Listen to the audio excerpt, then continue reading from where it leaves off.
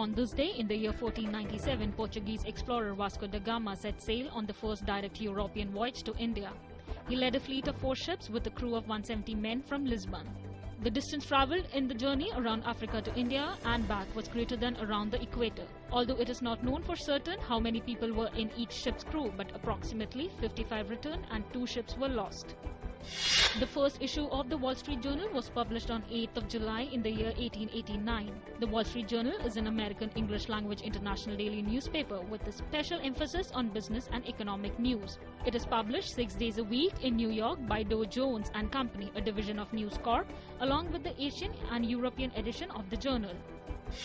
It was on this day in the year 1948 that the United States Air Force accepted its first female recruits into a program called Women in the Air Force. Women in the Air Force was a program which served to bring women into limited roles in the United States Air Force.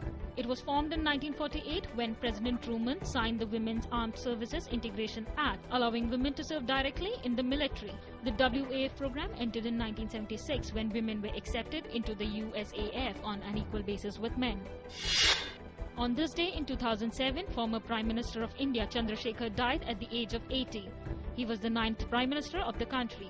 Born on 1st July 1927 in Uttar Pradesh, he was known as a firebrand in student politics and started his political career with Dr. Ram Manohar Lohia. He fought for lower class of people and farmers' rights and always followed the politics of honesty, character and was a very good orator. However, his tenure as the Prime Minister was very short. He served as the Prime Minister for around 7 months.